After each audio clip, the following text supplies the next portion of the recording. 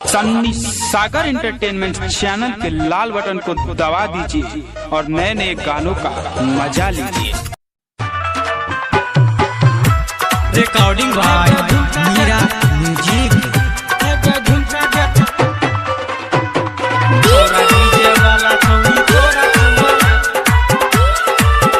अभी आप सुन रहे हैं राइटर सनी सागर को।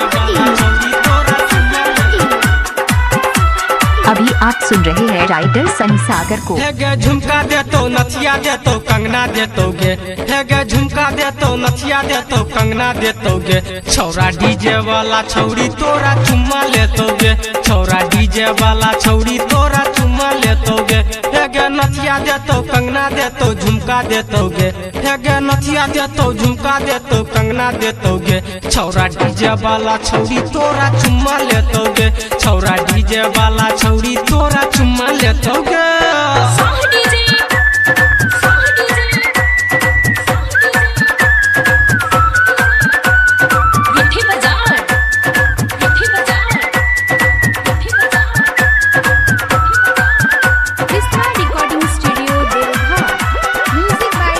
अभी आप सुन रहे हैं राइटर सनी सागर को।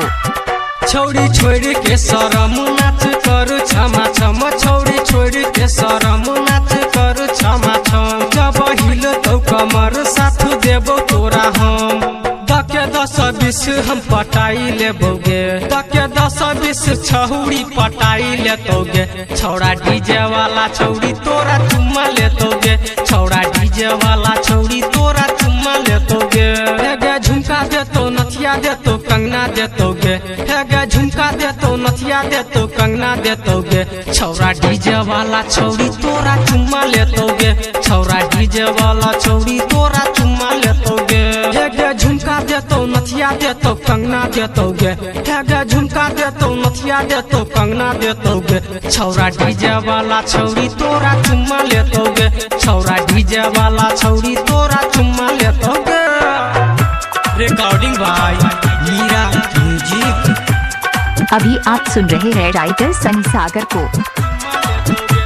इसका रिकॉर्डिंग स्टूडियो देवघर।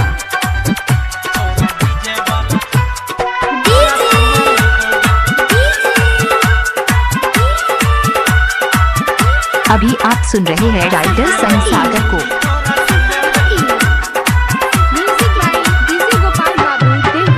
छौजा बानी थल थल कहो चंदू चना चल, छौजा बानी थल थल कहो चंदू चना चल। राइटर सनी सागर कहे छियौ हमरा संगे चल, टंगरी में टंगरी फसाई लेतोगे, टंगरी में टंगरी फसाई लेतोगे। छौरा डीजे वाला छौरी तोरा चुम्मा लेतोगे, छौरा डीजे वाला छौरी तोरा चुम्मा लेतोगे।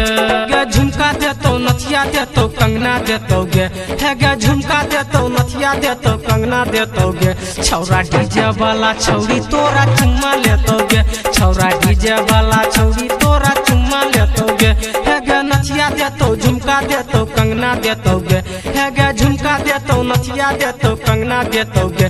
छौरा डीजे वाला छौरी तोरा चुम्मा ले तो गे, छौरा डीजे वाला छौरी तोरा